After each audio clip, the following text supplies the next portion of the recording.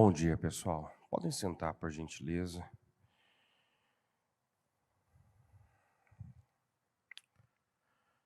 Eu quero começar a leitura aqui em Lucas 10, aliás, 9.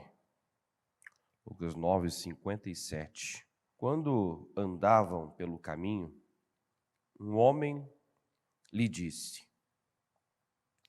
Eu te seguirei por onde quer que fores.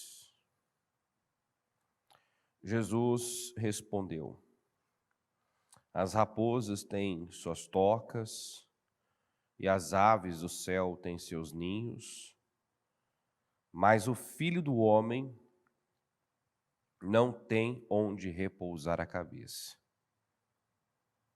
A outro disse: Siga-me. Mas o homem respondeu: Senhor, deixa-me ir primeiro sepultar meu pai. Jesus lhe disse: Deixe que os mortos sepultem os seus próprios mortos. Você, porém, vá e proclame o reino de Deus. Ainda outro disse: Vou seguir-te, Senhor, mas deixa-me primeiro voltar e despedir-me da minha família.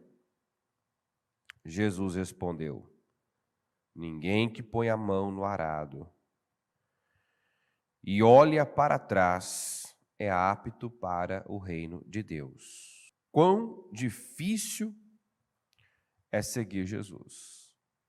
Por que é difícil seguir Jesus? Porque Jesus viveu para uma missão, para um propósito maior, que é a sua própria vida. E ainda há muitos, como ele mesmo disse, que buscam salvar a sua vida.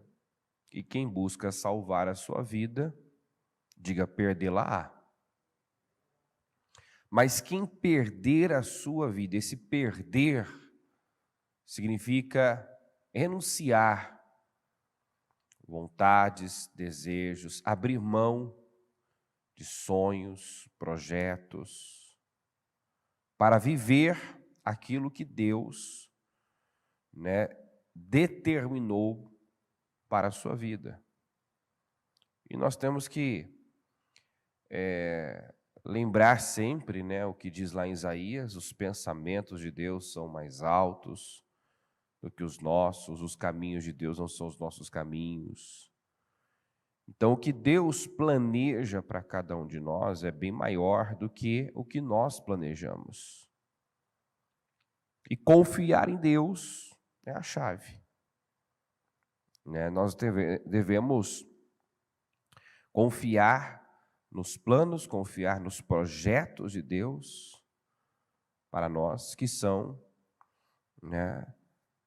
o melhor para nós. Deus é quem sabe o que é melhor para nós. Todos nós somos chamados para viver por algo maior. Todos nós fomos feitos para uma missão. E devemos lutar para que no fim seja dito a nosso respeito o que foi dito a respeito de Davi, por exemplo. O Espírito Santo resume toda a história de Davi. Eu não peguei esse texto aqui, mas você já leu, nós já trouxemos em outras ocasiões. O Espírito Santo resume a história de um homem que viveu tantas coisas, fez tantas coisas da seguinte forma: Davi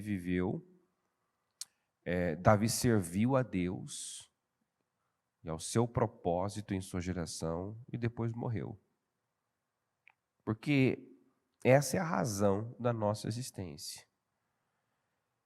Se fizermos muito, mas não fizermos isso, não cumprirmos com a nossa missão, o propósito de Deus para as nossas vidas, se não servirmos a Ele e a nossa geração, teremos vivido em vão, né?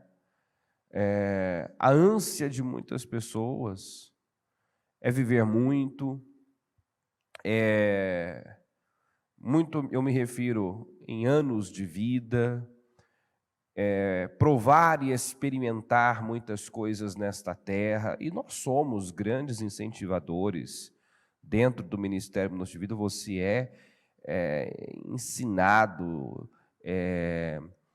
motivado, empurrado, né, para coisas maiores. Até porque a palavra de Deus diz que essa é a vereda do justo, né? A caminhada do justo tem que ser progressiva, de glória em glória, sempre para uma glória maior. E aqueles, né, que vivem para Deus, vivem dessa forma. E podem dizer todos os anos que um ano tem sido melhor do que o outro, né? Mais conquistas, mais avanços, mais vitórias. Assim tem que ser a nossa vida, a vida do justo. Não podemos aceitar diferente. Mas nesta terra, não podemos desejar algo mais do que a presença de Deus, do que agradar a Ele, do que cumprir com a nossa missão. Nós temos que chegar naquele nível de maturidade, de entrega, de comprometimento dos discípulos, dos apóstolos, né? Especialmente do apóstolo Paulo, que diz, eu vou ler no final esse texto, que ele não se importava com a sua vida, contanto que ele cumprisse com a missão, né? Já não considero, ele diz, a minha vida de valor algum. O que importa para mim é cumprir, é fazer o trabalho que o Senhor me designou. É proclamar o reino de Deus, é salvar mais para Jesus, para o reino. Isso é o que importa para mim, né? E o nível de entrega, de devoção desse homem foi tão grande que ele chega a expressar, chega a dizer que se a morte dele, a condenação dele, resultasse na salvação dos judeus, ele estaria disposto a abrir mão da sua salvação, não da sua vida apenas, entende? Porque da vida ele já tinha aberto, né? De viver para si mesmo, para as suas vontades, tanto que é dele a frase, não vivo, mas Cristo vive em mim. Então aquele homem já tinha morrido para si mesmo, para essa vida. Já não buscava fazer o que queria, o que tinha vontade.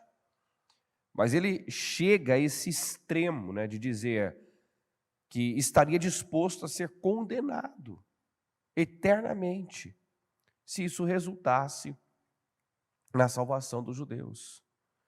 Então, aí está o exemplo de alguém que entendeu o que é ser realmente um servo, um discípulo de Jesus. Muitos, né, se expressam assim: eu te seguirei por onde quer que fores, mas sem ter noção do que é seguir Jesus. Muitos, pelas motivações erradas, pelos interesses errados, até dizem que vão seguir Jesus, que não importa o que aconteça, irão buscá-lo, irão servi-lo, mas muitas vezes não há nenhuma consciência do que significa isso. E Jesus fez questão aqui, de deixar claro o que significa seguir. Ele deu exemplo das raposas, das aves. As raposas têm suas tocas, as aves têm seus ninhos, quer dizer, elas têm um lugar ali de conforto, de consolo, né? As raposas e as aves têm onde se refugiarem, se reconfortarem. O que ele estava dizendo, me seguir e ter conforto para a carne, não é possível. Não é possível. Ele estava deixando bem claro, quem estiver disposto a me seguir, precisa estar consciente que para onde eu vou, exigirá renúncia, entrega, sacrifício. Tem até uma tradução, acho que a Mensagem, que fala, que o Senhor fala assim, né? Estão realmente prontos para me seguir? Eu não costumo me hospedar e ficar em boas hospedagens, quer dizer, não tem conforto, comodidade, sabe? Seguir a Cristo é colocar o seu corpo em servidão, é não fazer o que você quer fazer, tem vontade de fazer. O Senhor nos leva, sim, para uma vida de paz. Viver com Cristo é ser livre de verdade, é ter paz, é ter alegria, mas não é uma vida isenta de desafios, de dificuldades. Não é uma vida sem renúncia, sem pressão, sem dificuldade. Até porque as dificuldades, os problemas, as pressões é que contribuem para o fortalecimento da nossa fé. É que fazem a nossa fé esticar, o nosso amor crescer, né? O amor de uma pessoa, ele só é testado na dificuldade, bem como a fé. Eu creio, é fácil dizer eu creio em Deus quando está tudo bem. Eu confio em Deus, eu amo a Deus, Deus é a coisa mais importante da minha vida. Isso sai naturalmente quando a situação é confortável, quando tudo está favorável. Quando tudo está favorável, não é difícil a pessoa expressar gratidão, amor, alegria, né? Eu estou maravilhado com o que Deus fez na minha vida, né? Deus é maravilhoso, Ele me abriu essa porta de emprego, Ele curou essa enfermidade, eu quero viver para esse Deus, eu quero servir a Ele, eu estou disposto a ir, né, para onde Ele for,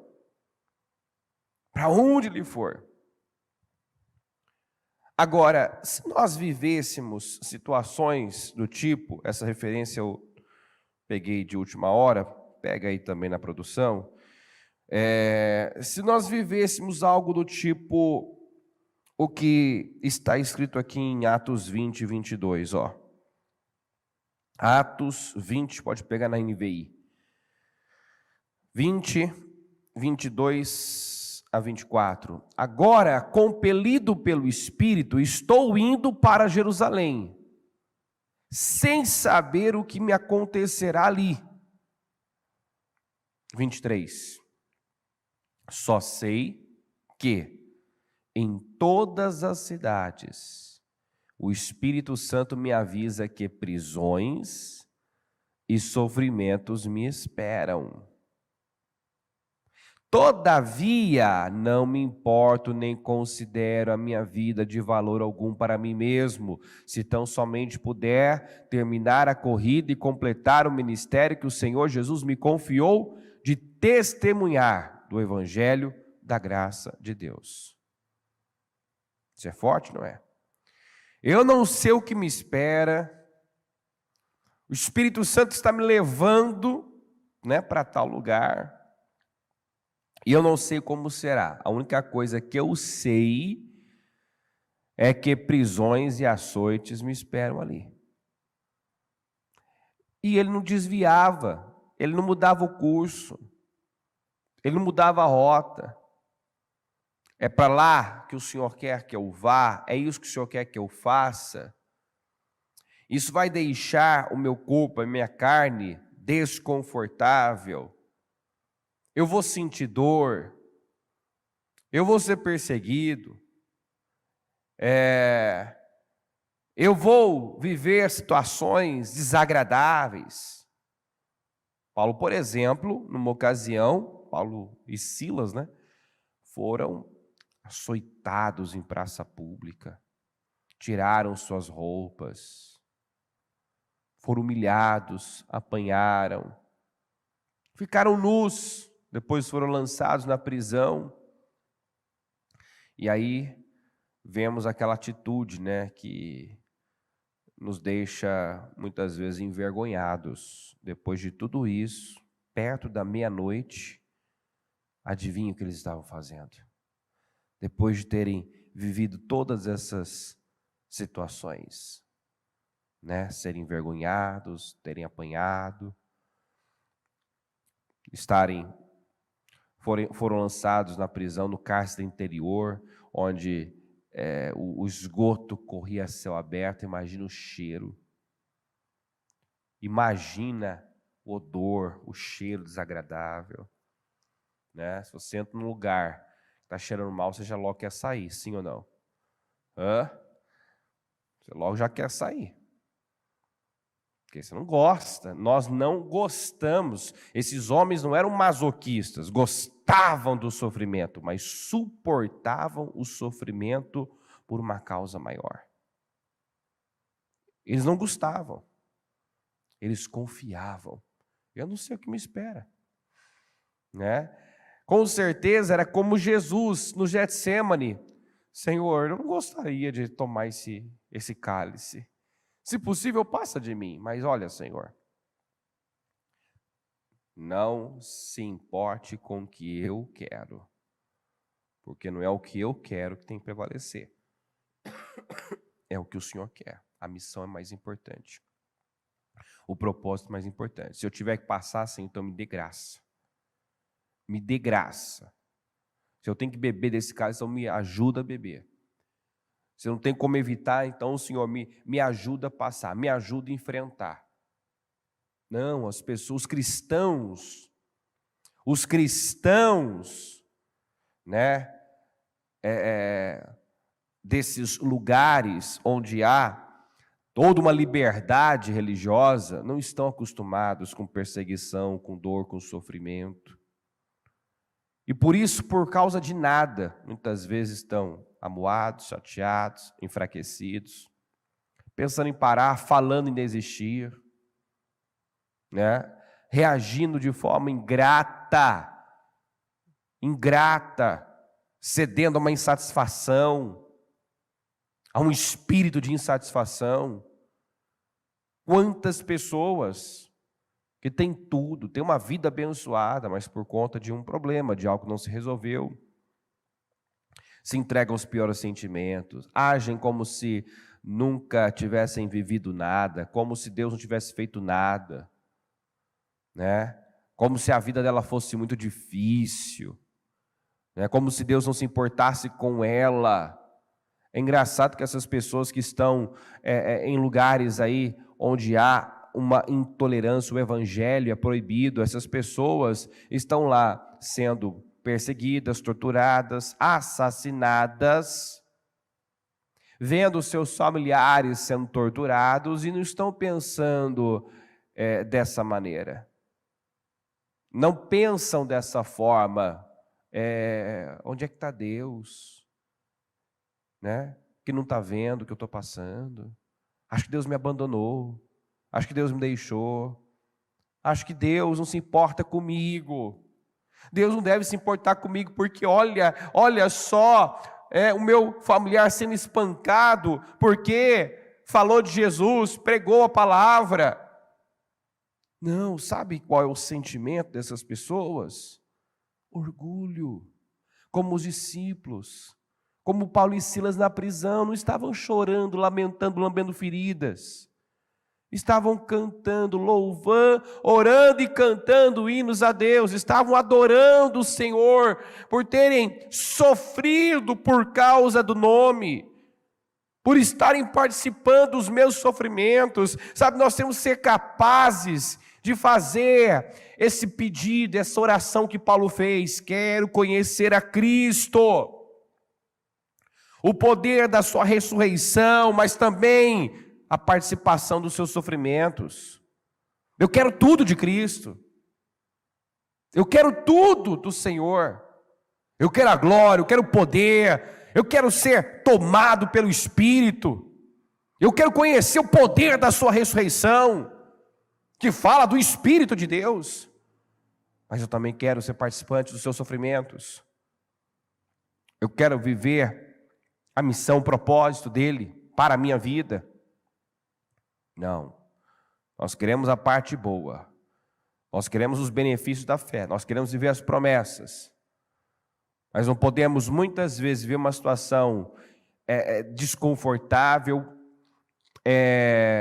não podemos nos encontrar numa situação que dê essa sensação de desamparo e abandono, que já estamos muitas vezes chateados, fazendo questionamentos, se queixando, né? Quantos que terminam um propósito e por não verem, né, nesse mundo, porque eu sempre lembro isso, você pode não ter tocado em muita coisa, mas você fez com seriedade, você levou a sério, você buscou a Deus seriamente nesse propósito, você plantou a boa semente, então você tem para colher.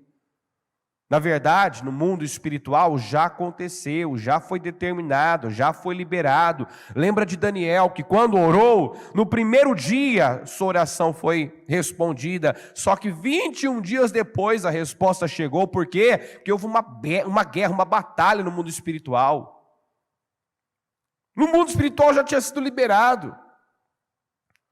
Só que o mal tenta se opor. Às vezes o próprio Deus faz, como fez com Sara, como fez com Ana, né? A própria Sara tinha consciência disso. O Senhor, já que o Senhor me impediu de ter filhos, bom, se o Senhor me impediu, se está retendo isso, Ele está me testando, Ele está requerendo algo. A Bíblia fala que o Senhor a deixou estéril. O Senhor a deixou estéril. Por muito tempo, ela demorou muito tempo para entender o porquê o Senhor deixou ela estéril. Ela demorou muito tempo para entender a razão, o porquê, né, de Penina dar filhos para seu marido e ela continuar com seu ventre seco.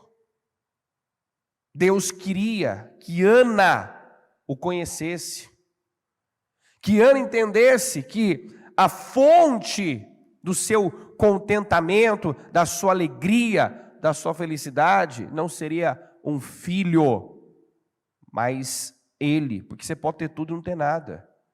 Se faltar Deus, faltou tudo. Por que esses homens apanhavam, sofriam, eram lançados em prisão, eram humilhados? Você vê que tiravam tudo, tiravam até as roupas desses homens, mas não podiam tirar a paz, a alegria. Por quê? Porque vinha da onde? Vinha do quê? De um relacionamento com Deus, de um viver com propósito. Por que o Senhor fala tanto sobre isso? Por que o Senhor nos quer vivendo para algo maior, com a perspectiva de eternidade? Porque se eu entendo que problema de verdade é a trombeta soar, ou eu partir sem salvação, isso é problema. O que eu chamo de problema simplesmente desaparece. O que eu chamo muitas vezes de problema deixa de ter o peso que tem tido quando a minha visão é ampliada. Está entendendo? Quando agora eu foco a eternidade. Agora eu estou vivendo por algo maior. A Bíblia fala, e eu vou ler para você, que os antigos, muitos, viveram e morreram sem viver toda a promessa, sem ver toda a promessa cumprida, mas não morreram frustrados, não morreram infelizes. Por quê? Porque havia algo maior movendo aqueles homens. Você vê Abraão lutando até o último dia de vida ali para dar condições a Deus para que as promessas liberadas sobre ele se cumprissem. Então ali havia um homem que queria viver tudo que Deus tinha para ele nessa vida. E assim você deve viver. Assim você deve viver nessa terra. Eu não quero viver parte, né, do que Deus tem. Eu quero viver tudo que Deus tem para mim. Então você tem que ter sonhos, tem que ter ambição, tem que, lutar pelo melhor dessa terra, porque essa é a promessa do Senhor. Mas em todos esses homens havia algo maior movendo, que era a eternidade, a pátria celestial. E muitas, por exemplo, Abraão, Isaac, Jacó, esses homens peregrinaram, pisaram como estrangeiro na terra. Em vida não a possuíram, mas tinham certeza que a promessa se cumpriria, que seus descendentes possuiriam. E mesmo apenas muitos deles, terem pisado como estrangeiro, não terem possuído, eles não terminaram seus dias frustrados e infelizes. A promessa não se cumpriu. Eu não vivo só para essa vida. Eu estou chateado, eu esperava, isso não aconteceu. Eu não vivo só para essa vida. Meu foco não é esta vida terrena. Quem está entendendo, pessoal? Então, quando você tem essa perspectiva, você vive por algo maior. Se algo não acontecer, se algo der errado, isso não vai te parar. Aí você realmente pode fazer uso daquela expressão, nada pode nos separar do amor de Deus. Quando você vive para algo maior, não tem situação, pressão, dificuldade que te separa do amor de Deus. Agora você está vivendo para algo que realmente é importante. E aí o Senhor fala aqui, do discípulo que pediu para despedir, enterrar. Deixe-me ir sepultar meu pai. O Senhor dá uma resposta, que até parece dura. Deixe os mortos sepultarem os mortos. No outro, vou te seguir, Senhor, mas deixa eu me despedir da minha família. Primeiro, o Senhor diz: ninguém que põe a mão no arado deve olhar para trás. O que o Senhor estava dizendo? Que segui-lo deve ser um caminho sem volta. Nada pode te fazer recuar, retroceder. Nada. Nem a dor, nem a dificuldade, nem uma perda, nem um vínculo sentimental. A bispa sempre fala que por mais que ela gostaria que todos, permanecessem com ela, nem todos permanecerão, nem todos estão dispostos a ir até o fim. Muitos ficam no caminho, muitos param, muitos retrocedem. E eu não posso, por conta de alguém que retrocedeu, parar. É isso que o Senhor está dizendo aqui, vou seguir-te, Senhor, mas deixa eu primeiro me despedir da minha família. Às vezes esses laços familiares podem tirar você do caminho do seu destino, do seu propósito. Esse vínculo emocional. O Abrão, por exemplo, que no caso ainda era Abrão, atrasou um pouco a obra que Deus tinha com ele. Por quê? Porque Deus mandou ele sair e ele levou quem? Levou Ló. Ló significa véu. E não foi coincidência, depois que ele se separou do Ló, Deus mostrou toda a terra que tinha para ele e seus descendentes. Deus só pôde mostrar tudo que tinha para Abraão e seus descendentes depois que houve aquela ruptura. Porque nós temos que entender. E muitos, que dizem que estão conosco, que estarão conosco, não permanecerão até o fim. Não permanecerão. Então, não permita que nada, nenhum vínculo sentimental, quando o Senhor diz que não veio trazer paz, mas espada, guerra, é nesse sentido, por conta da fé, por causa de Jesus, muitas vezes haverá essa divisão, essa divergência, essa separação. Ele fala, eu vim colocar nora contra a sogra, filho contra pai. Ou seja, por conta da fé, muitas vezes haverá essas rupturas. Quem está entendendo o que eu estou dizendo? Ele fala, os seus inimigos serão os da sua própria família, muitas vezes, que não quer seguir, não quer te acompanhar. Mas não pode te impedir de seguir, não pode te impedir de ir avante, de cumprir com a missão. Deixa os mortos, sepultar os mortos. Ah, Senhor, eu tenho situações com a minha família. Quem coloca a mão no arado não pode voltar atrás. Não deixa nada se colocar entre você e Deus, entre você e a sua missão, entre você e o seu propósito. Vamos aqui para Hebreus capítulo 11. Diz assim, no versículo 9. Pela fé peregrinou na terra prometida como se estivesse em terra estranha. Viveu em tendas, bem como Isaque e Jacó, cordeiros na mesma promessa, pois ele esperava a cidade que tem alicerces, cujo arquiteto e edificador é Deus. 13.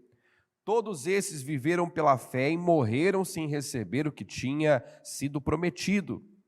Viram-no de longe o saudaram, reconhecendo que eram estrangeiros e peregrinos na terra. Então, por exemplo, Moisés. Moisés, o Senhor deixou ele ver a terra. Deixou ele ver a terra prometida. Mas, por não ter honrado a santidade de Deus, impaciente, quando o povo de novo estava reclamando, e o Senhor falou, fala com a rocha, e ali ele bateu na rocha, o Senhor disse, por conta disso você não vai entrar na terra. Você não vai entrar na terra, você não me honrou perante o povo, não honrou minha santidade. Quando você lê aquela passagem, parece até um tanto quanto dura a postura do Senhor ali, um homem que se doou tanto, sacrificou tanto, deixou o Egito, pagou um preço violento para libertar aquele povo, suportou tanta coisa daquele povo, para tão perto da terra, por um erro, não ser permitido entrar na terra. Mas aí nós temos que lembrar que ele mesmo já havia dito, quando o Senhor disse, eu vou dar a vocês a terra, eu vou colocá-los lá, só que eu não vou junto, porque Deus estava farto das murmurações e reclamações. Eu vou dar a terra, mas eu vou enviar um anjo, e eu não vou. O que Moisés falou? Então eu também não vou. Com as minhas palavras, Então eu também não vou, porque eu só quero estar onde o Senhor está. Ou seja, esse homem mostrou que tinha nesta vida um foco, um objetivo, um projeto de vida, mas não vivia só para essa vida, E aquela punição, aquela correção, digamos assim, não mudou nada o que ele sentia em relação a Deus. Não mudou nada.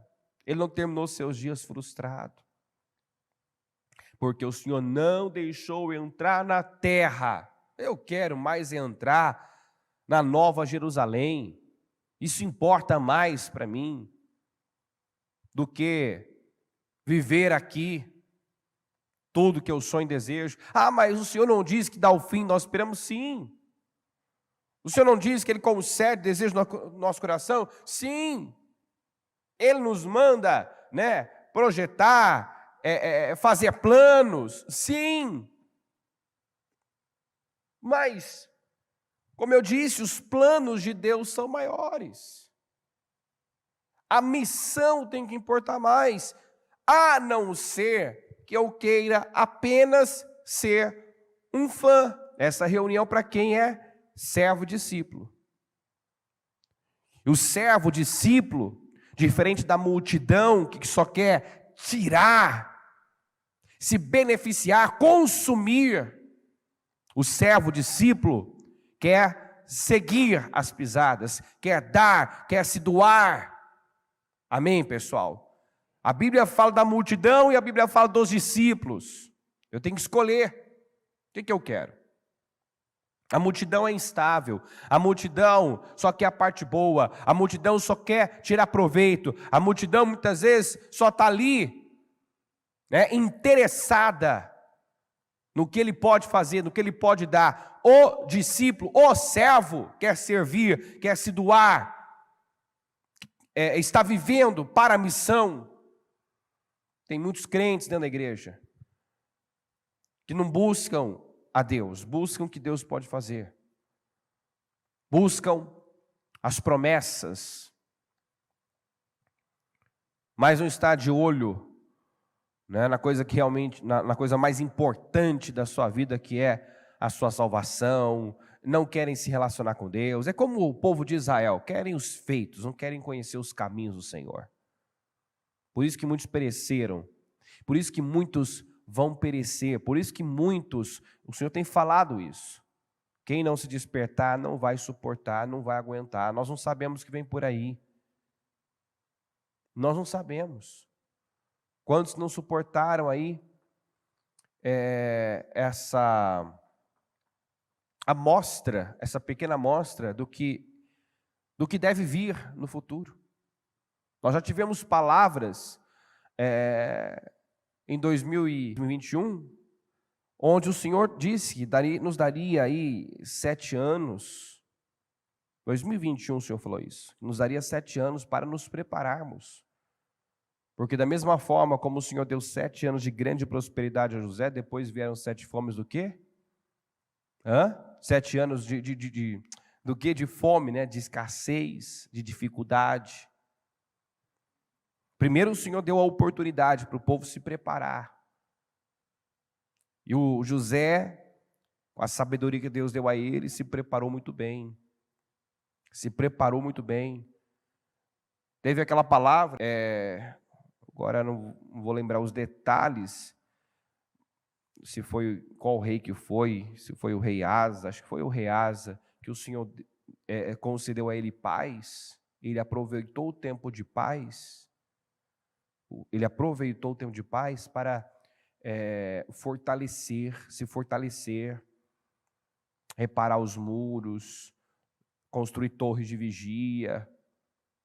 Então ele aproveitou aquele tempo de paz para crescer, para se fortalecer. Tem gente que quando vive um tempo de paz, relaxa, se distrai, se perde, se envolve com as bênçãos. Então, Deus prometeu nos dar um tempo de preparação, de fortalecimento, para nos fortalecermos. Deus tem concedido paz a muitos, para quê? Para se aprofundar em Deus, para firmar bem suas estacas, criar raízes profundas, porque virá ventos mais fortes, e eu estarei pronto para resistir. Se nós vivemos uma pressão como tantos irmãos nossos nesse mundo vivem, né? Nega ou morre, nega a Cristo ou então, né, seu familiar vai ser torturado. A bispa fez uma reunião conosco e ainda ela mesma dizia, né? Para morrer por Jesus estou preparado, agora ver um filho morrer, não sei se eu estou preparado, né? Porque pai e mãe é assim, né? Quer sofrer no lugar, né? gostaria de trocar de lugar todas as vezes que um filho está ali gemendo, com febre.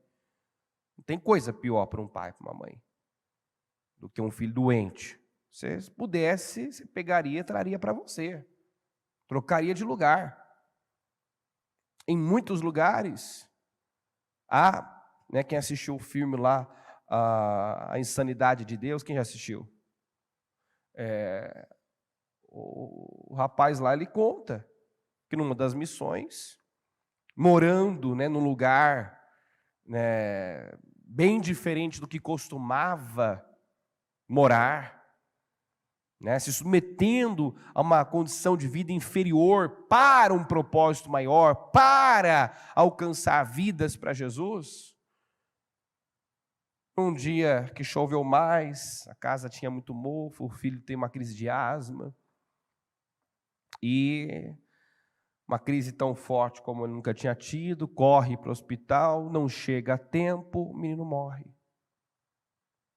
Morreu porque ele estava lá fazendo missão. E é lindo ver o depoimento da mãe, dizendo, eu pude naquele momento, você vê que não mudou nada o que Deus significa para eles, o amor deles por Deus.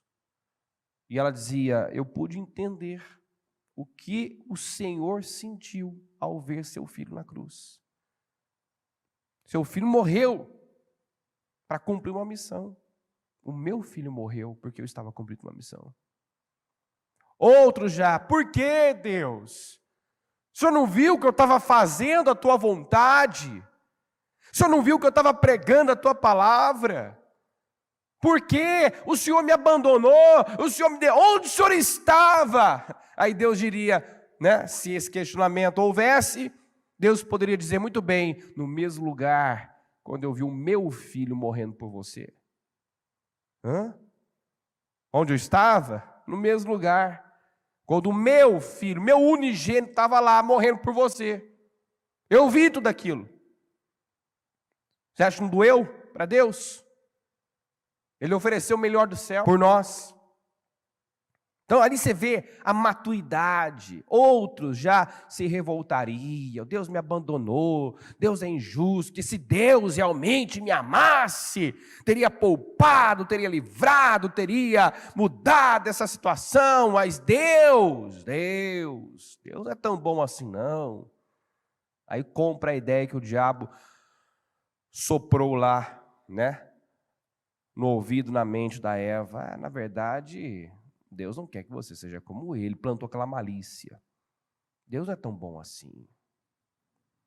Deus não é tão bom assim. Facilmente, tem gente que muda o seu olhar para Deus, dependendo do que vive, das circunstâncias do momento.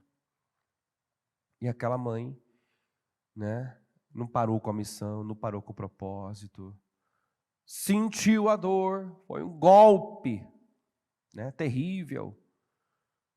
Mas você vê que realmente quando a pessoa entende o que é missão, propósito, conhece a Deus de verdade, nada a separa do amor de Deus. Quando algo separa a pessoa de Deus, quando algo é apresentado como desculpa, né, para ter abandonado, para ter desistido, sabe aquelas pessoas que, eu me decepcionei, eu vi coisas que, sabe, eu não esperava viver isso, eu não esperava que tal situação acontecesse, eu tive uma decepção com fulano. Essas pessoas não conhecem a Deus, não têm vida com Deus. Essas pessoas nunca tiveram raízes em Deus, foram crentes superficiais, sem raiz. Porque quem tem raiz, o crente raiz resiste à dor.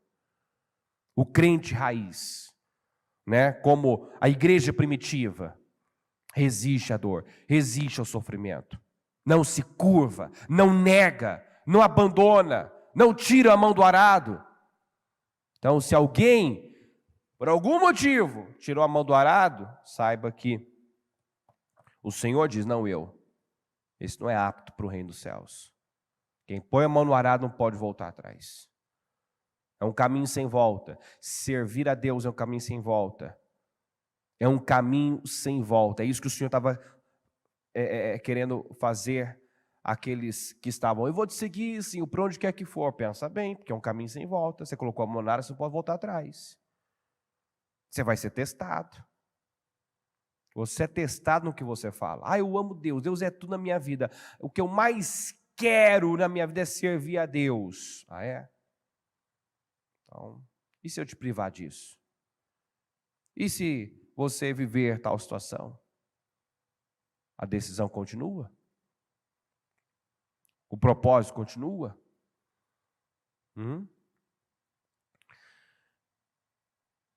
Então no 13, todos esses viveram pela fé e morreram sem receber o que tinha sido prometido. Viram-no de longe e de longe o saudaram, reconhecendo que eram estrangeiros e peregrinos na terra.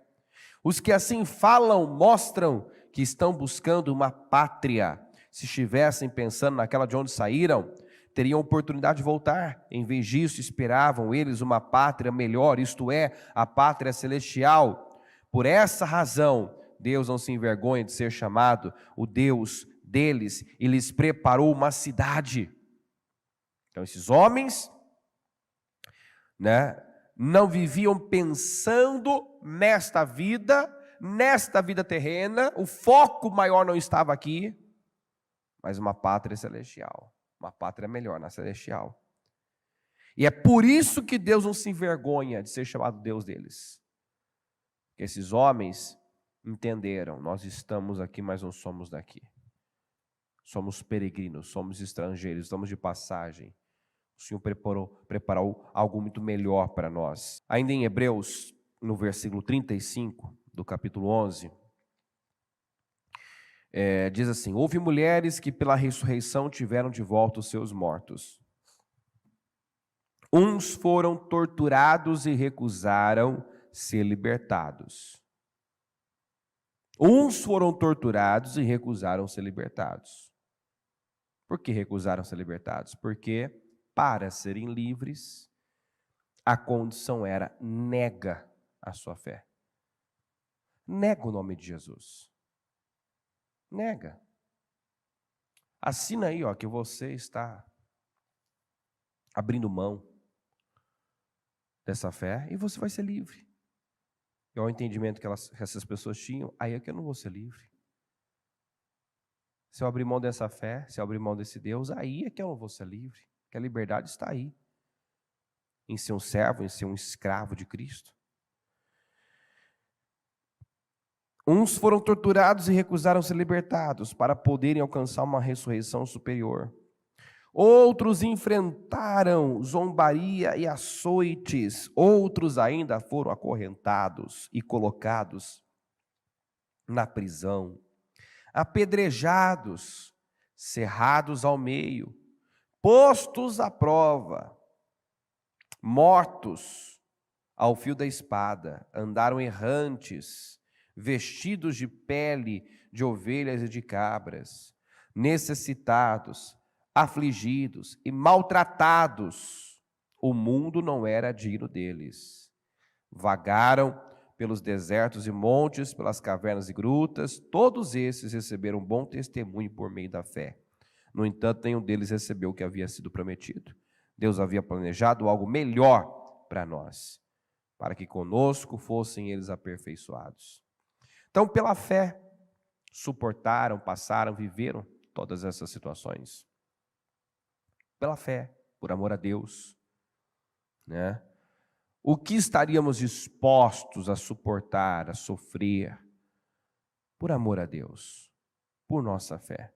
Tem gente que ele não suporta uma zombaria, uma crítica, um olhar de desaprovação. Tem gente que até hoje não assumiu a fé diante da família, diante dos amigos, porque, se eu falar que eu sou cristão, se eu falar que eu vou na igreja, se eu falar que eu dizimo, nossa, aí vão tirar sarro, vão falar isso, vão falar aquilo. Quer dizer, não quer pagar preço nenhum por sua fé. Não quer sofrer nenhum desconforto por conta da sua fé. E é impossível você decidir viver nesse mundo que jaz do maligno como um verdadeiro cristão e não sofrer algum tipo de ataque, de rejeição, de retaliação é impossível. Se você realmente estiver disposto a defender o que a palavra defende, você está vendo aí, ó, a luta pela censura, né? O tal do cancelamento. Quantas pessoas que quando se posicionam a favor dos valores, dos princípios do reino, são rejeitados, perdem emprego, perdem posições, mas aí o que importa mais, né? Aí é o momento de você escolher, de você decidir. Eu quero ganhar minha vida ou quero perder a minha vida? Se eu buscar ganhar nesse mundo, eu vou perder, mas se eu perder nesse mundo, eu vou ganhar, eu vou salvá-lo eternamente. Aqui em Hebreus 12, diz assim, ó, portanto também nós, uma vez que estamos rodeados por tão grande nuvem de testemunhas, livremo-nos de tudo que nos atrapalhe, do pecado que nos envolve, corramos com perseverança a corrida que nos é proposta, tendo os olhos fitos em Jesus, autor e consumador da nossa fé. Ele, pela alegria que lhe fora proposta, suportou a cruz, desprezando a vergonha, e assentou-se à direita do trono de Deus. Pensem bem naquele que suportou tal oposição dos pecadores contra si mesmo, para que vocês não se cansem, nem desanimem. Quer dizer, ele veio para os pecadores se voltaram para ele. Ele veio para salvar um povo que estava perdido, e muitos desses o rejeitaram, o condenaram. Ele foi condenado, ele foi ferido, foi machucado por gente que estava sendo salva por ele. E aí o Senhor nos convida a essa reflexão, né? Pensem bem, traga à memória aquele que suportou tal oposição dos pecadores contra si mesmo, para que você hoje não ceda aos ataques, às pressões, aos sentimentos miseráveis, né? Ou você acha que Jesus não teve que colocar força, não teve que ser intencional para já na cruz dizer, Pai, perdoa porque não sabe o que fazem. Pai, perdoa porque não sabe o que fazem. Não, isso não foi.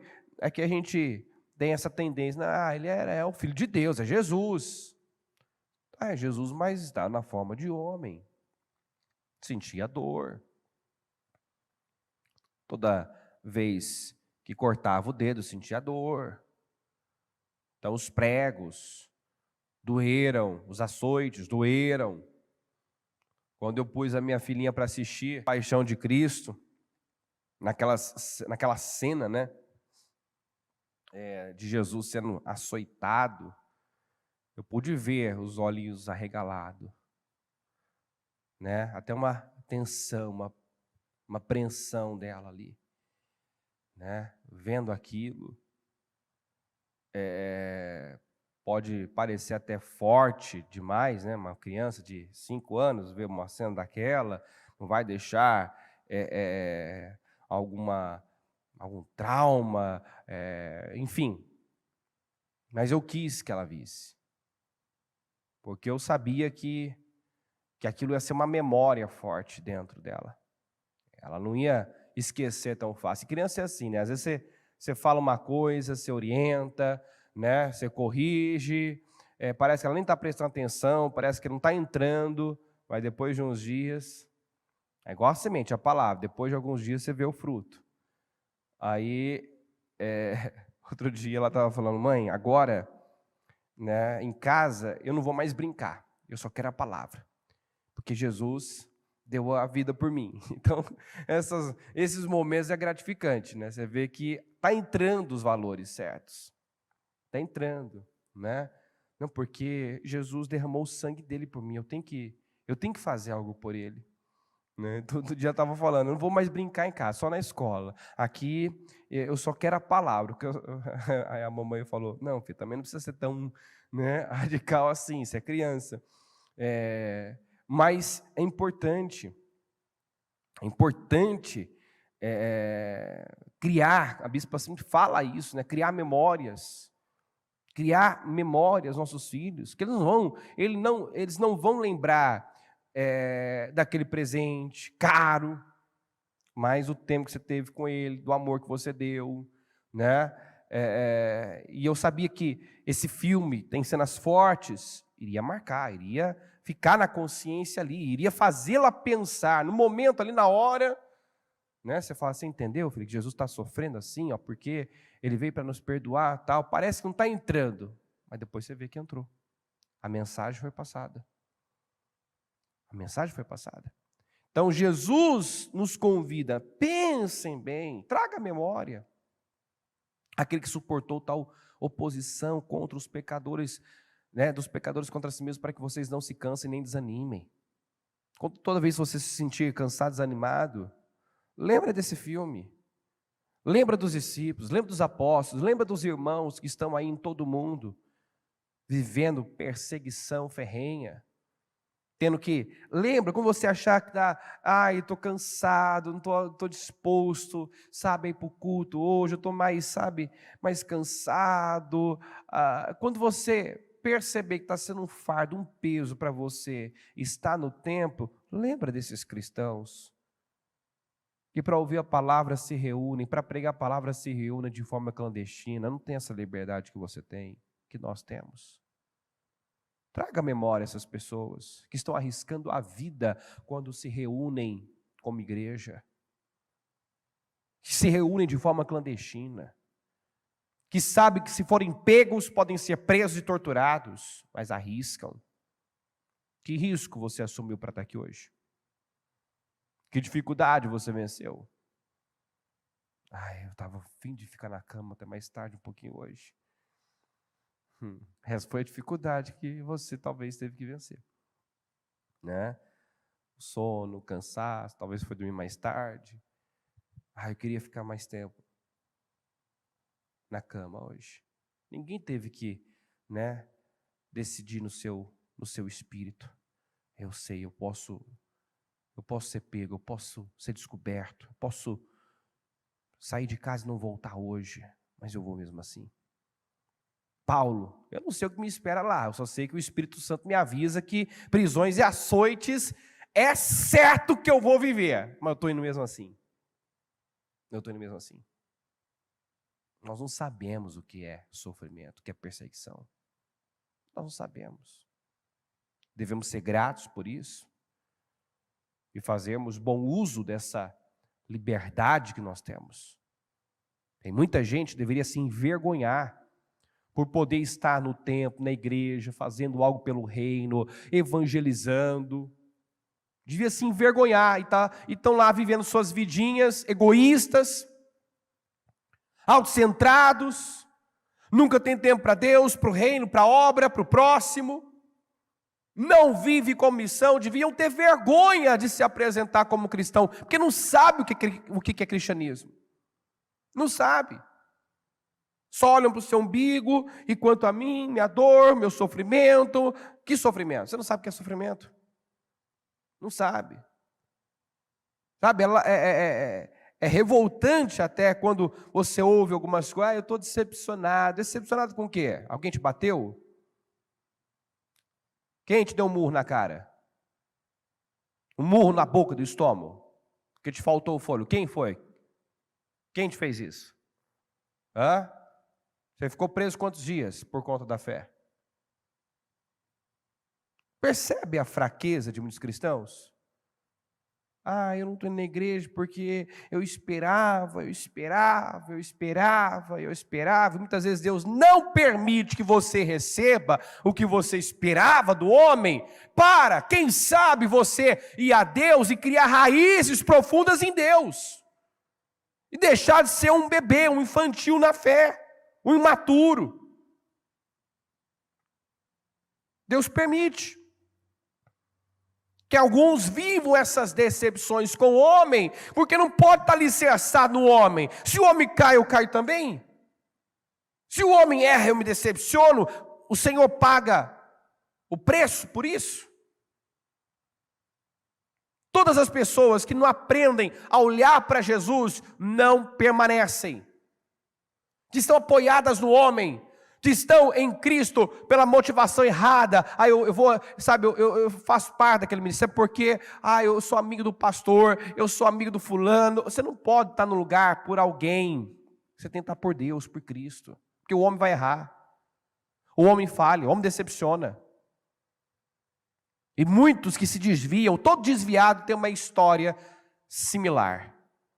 Ai, eu fui maltratado, não fui bem recebido, né? Eu passei, o irmão passou por mim, nem me cumprimentou, então, sabe aquilo, eu não achei certo, aquilo me feriu profundamente. Eu vou começar a usar a expressão que a bispa usa, que o bispo Murilo está usando, morra miserável. Que é o que dá vontade de falar para essas pessoas, morra miserável. Né? Abandona essa chupeta, abandona a fralda, abandona.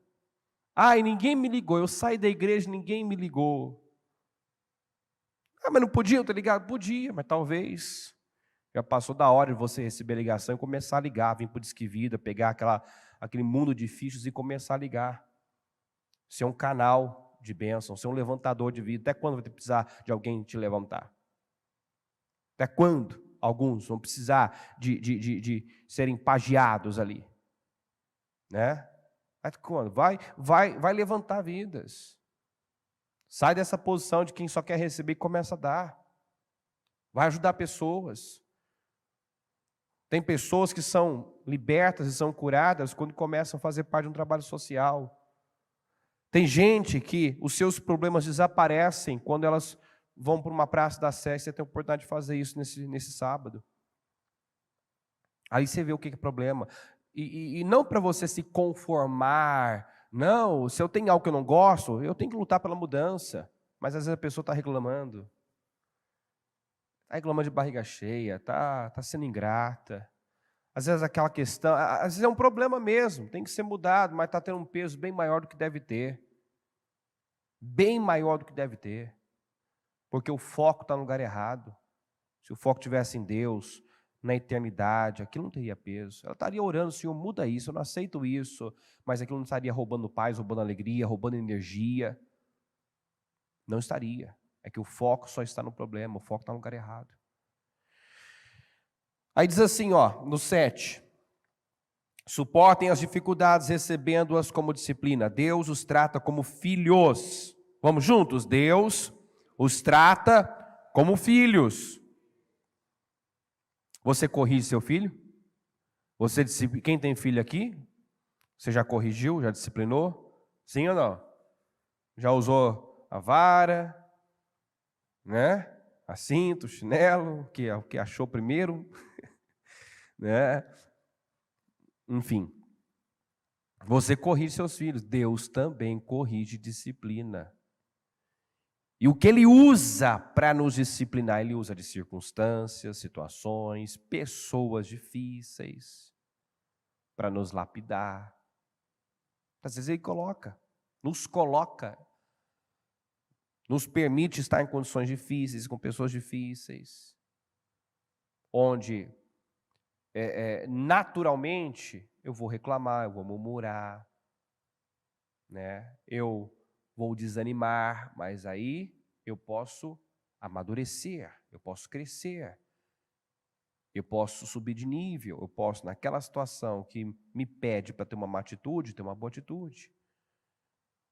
Eu posso, diante daquele problema, né, que me pede uma reação natural, negativa, de reclamação, murmuração, usar a fé, fazer uma declaração, ter uma resposta, né, de fé àquilo. Então, o Senhor nos disciplina. E o Senhor fala, suportem as dificuldades, recebendo-as como disciplina. Deus os trata como filhos. Ora, qual filho não é disciplinado por seu pai? Se vocês não são disciplinados, e a disciplina é para todos os filhos, então vocês não são filhos legítimos, mas sim legítimos. Além disso, tínhamos pais humanos que nos disciplinavam e nós os respeitávamos. Quanto mais devemos submeter-nos ao Pai dos Espíritos para assim vivermos. Nossos pais nos disciplinavam por curto período, segundo lhes parecia melhor. Nossos pais nos disciplinam, nos corrigem, né, até nos tornarmos independentes, seguimos com a nossa vida, né? Porque depois de um tempo também não adianta ficar ali falando depois que a opinião está formada. Não adianta você querer corrigir, disciplinar, botar de castigo alguém, né, que já conquistou ali a sua independência. Então, nossos pais nos corrigem para a maturidade, a maioridade, né? Quando passamos a responder por os nossos atos. Deus nos disciplina para a eternidade. Nós estamos sendo disciplinados e treinados para vivermos na eternidade. Estamos sendo preparados para o céu. Então, nossos pais nos disciplinavam por curto período, segundo lhes parecer melhor, mas Deus nos disciplina para o nosso bem, para que participemos da sua santidade. Nenhuma disciplina parece ser motivo de alegria no momento, mas sim de tristeza. Mais tarde, porém, produz fruto de justiça e paz para aqueles que por ela foram exercitados. Portanto, vamos juntos, fortaleçam as mãos enfraquecidas e os joelhos vacilantes. Então, nada de tirar a mão do arado, nada de desistir, parar no caminho, no meio do caminho. Está aqui, ó, façam caminhos retos para os seus pés, para que o manco não se desvie, antes seja curado. Faça caminho reto para os seus pés. Nada de desvios, nada de retrocesso. Não pode haver dor, não pode haver perda, não pode haver absolutamente nada, pressão, dificuldade que te faça pensar em retroceder. Até porque o Senhor está adiante, não está atrás. Não olhe para trás, você não vai encontrar Deus. Olhe para frente. Siga em frente. Prossiga para o alvo. E o alvo é Cristo. Amém, gente? Fique em pé, por gentileza. Coloque a mão no seu coração, com os seus olhos fechados. Ainda no domingo, nós lemos esse texto aqui, apenas ouça, tá? De 2 Pedro 3:10. Contudo, o dia do Senhor virá como ladrão, os céus desaparecerão com terrível estrondo e até os elementos serão consumidos pelo fogo. E a terra e tudo que nela há serão expostos. Visto, portanto, que tudo ao redor será destruído, a vida de vocês deve ser caracterizada por santidade e devoção, esperando o dia de Deus e já antecipando sua vinda. Vou repetir, esperando o dia de Deus e já antecipando a sua vinda. Então preste bastante atenção. Visto que tudo ao redor será destruído, como deve ser a minha vida, a sua vida? Caracterizada por santidade e devoção. Ou seja, você deve viver para Deus e para a sua missão. Diga comigo, eu devo viver para Deus e para a minha missão. Está aqui, ó, esperando o dia de Deus, esperando a volta do Senhor, o soar da trombeta e antecipando a sua vinda. Como é que eu faço isso? Sendo uma testemunha de Jesus. Mostrando Jesus, falando de Jesus. Nesse dia, ele incendiará os céus e os elementos se derreterão nas chamas. Nós, porém, aguardamos com grande expectativa os novos céus e a nova terra que ele prometeu, um mundo pleno de justiça. É aí que deve estar o seu foco maior, na eternidade, na salvação, no novo céu e nova terra que o Senhor está preparando para nós. Senhor, meu Deus e meu Pai, eu oro nesse momento, pedindo, meu Pai, que o Senhor fale mais aos corações através dessa mensagem. O Senhor quer que cresçamos, o Senhor quer um povo maduro, o Senhor quer, meu Deus, que nos tornemos verdadeiros servos e discípulos. E servo, discípulo é aquele, meu Pai, que não consome, mas aquele, meu Deus, que se consome de zelo. Aquele, meu Pai, que não, meu Deus, quer tirar, não tira, mas põe, coloca, dá, doa, se doa, sacrifica, renuncia, paga o preço, meu Deus, para agradá-lo, honrá-lo e servi-lo. Levanta aqui, Senhor.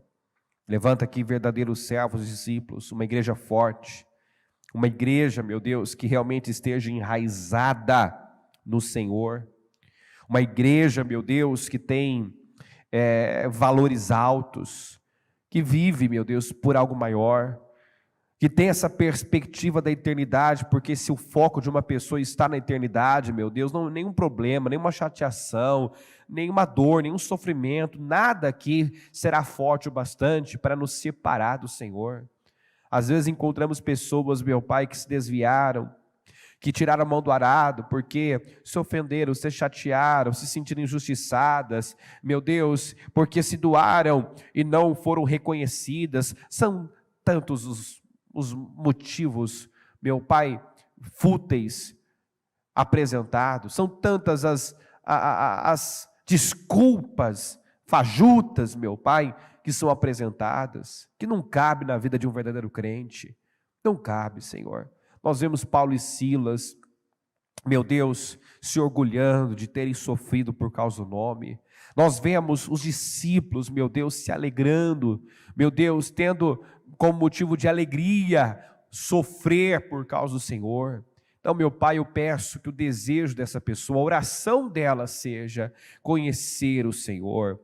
Meu Deus, viver tudo relacionado ao Senhor, a sua glória, o seu poder, meu Deus, as suas bênçãos, mas também, meu Pai, Senhor, tomar essa cruz, que é inevitável, se realmente quisermos viver nesse mundo como discípulos do Senhor, meu Deus, pregando, vivendo com base nos valores do Senhor.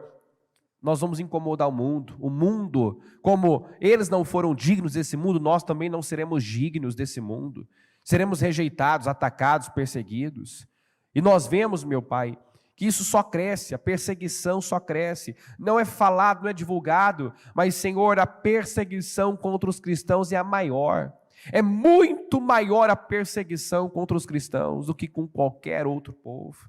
Então, meu Deus, nos fortalece, em nome de Jesus, ajuda-nos, nos cinge de força, meu Pai, e nos ajuda a honrá-lo, ainda que isso custe a nossa vida. Nos ajuda, meu Deus, ajuda o teu povo a viver para algo maior.